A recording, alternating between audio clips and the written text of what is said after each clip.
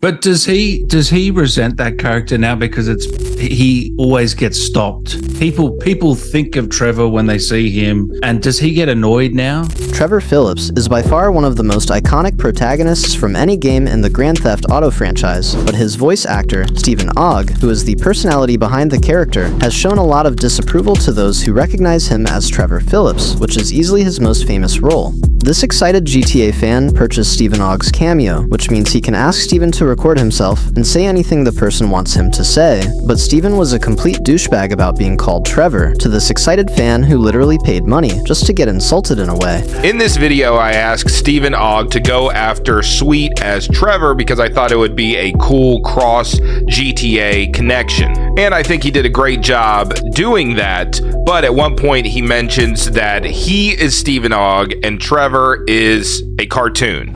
Steven Ogg here. Trevor, I guess? You might know me as the cartoon?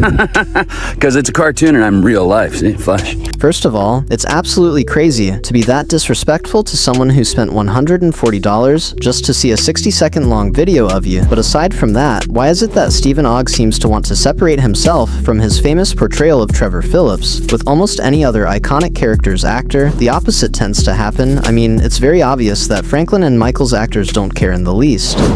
What's up? Can a low come up in your crib? I see you at work. I don't hate me because I'm beautiful. Maybe if you got rid of that old yee-ass haircut you got, you get some bitches on your dick. Nah, better yet, maybe Tanisha will call your dog ass and she quit fucking with that brain surgeon and lawyer she fucking with. You wouldn't see Steven Ogg doing this kind of thing in a million years. He would probably get pissed by the idea of it. But it gets even crazier because in this interview from some years ago, Steven, who is Trevor from GTA 5, got insanely mad for being called Trevor from GTA 5. She's called you Trevor! Oh my god!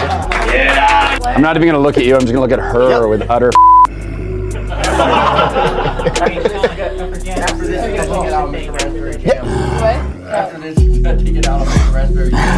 While Steven obviously wasn't that angry over being called Trevor right there, you can tell he still didn't like it at all, which actually makes sense in this context. But here's where things get complicated. When you create a character that iconic and that extreme, it can become impossible to escape. Steven Ogg discovered this pretty quickly. After GTA 5's release, he started getting recognized everywhere, but people weren't calling him Steven, they were calling him Trevor. They wanted him to say Trevor's lines, do Trevor's voice, act like Trevor. At conventions, on the street, on social media, everywhere he went, Trevor followed. And for an actor trying to build a diverse career, that's a nightmare. Ogg has been remarkably candid about his frustrations with this situation. In various interviews over the years, he's made it clear that he doesn't want to be defined by one role, no matter how successful it was. He's talked about how exhausting it is to constantly have people yelling Trevor quotes at him, or expecting him to act psychotic on command. Imagine working incredibly hard to develop your craft as an actor, taking on diverse roles in television and film, and then having every single achievement overshadowed by a video game character you played years ago. That's Steven Ogg's reality.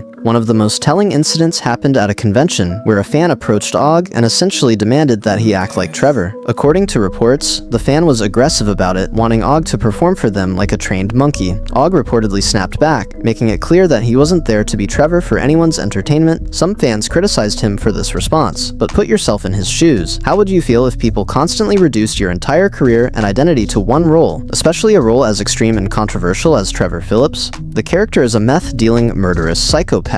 That's not exactly something you want to embody everywhere you go. Another factor that complicates Ogg's relationship with Trevor is the nature of video game fandom itself. Gaming communities can be incredibly passionate, which is generally a good thing, but that passion can sometimes cross lines. Ogg has experienced fans who can't separate the actor from the character, who genuinely seem to believe that Ogg is Trevor, or should be Trevor. This isn't unique to gaming. Actors in all media deal with typecasting and overzealous fans, but there's something particularly intense about gaming fandom. These fans spent potentially hundreds of hours with Trevor, controlling his actions, hearing his voice, experiencing his story. That creates a parasocial relationship that's different from watching an actor in a 2-hour movie. There's also the issue of compensation and recognition. Voice actors and motion capture performers in video games have historically been undervalued compared to their counterparts in film and television. While Rockstar Games made billions of dollars from GTA 5, it's unclear exactly how much Ogg benefited financially from the game's massive success. He was paid for his performance, certainly, but voice actors typically don't receive residuals or ongoing royalties the way screen actors do. So Ogg finds himself in this strange position where he's internationally famous for a role that might not have provided him with the kind of financial security that fame usually brings. He gets all the downsides of being typecast and recognized constantly, but potentially without the financial upside that might make it more tolerable. Beyond the financial aspects, there's the question of artistic fulfillment. Steven Ogg is an actor who has worked hard to develop range and versatility. Before GTA 5, he had roles in various television shows and films. After GTA 5, he landed significant parts in series like The Walking Dead, where he played Simon, a lieutenant in The Saviors, and Westworld, where he played Rebus. These are substantial roles that showcase different aspects of his talent, but no matter what he does, Trevor looms over everything. Reviews of his other work often mention Trevor. Interviewers want to talk about Trevor. Fans at events for other projects want to discuss Trevor. It's like being a painter who creates a diverse portfolio, but everyone only wants to talk about that one painting you did years ago. Ogg has also spoken about how playing Trevor was physically and emotionally demanding. Motion capture performance is exhausting work. You're performing in a special suit covered in sensors, often for long hours, doing take after take to get everything right, and when you're playing a character as intense as Trevor, you have to go to some dark places mentally and emotionally. You have to access rage, violence, mania, and maintain that energy for extended periods. That takes a toll. It's not like doing a voice in a recording booth for a few hours. Ogg had to fully embody Trevor.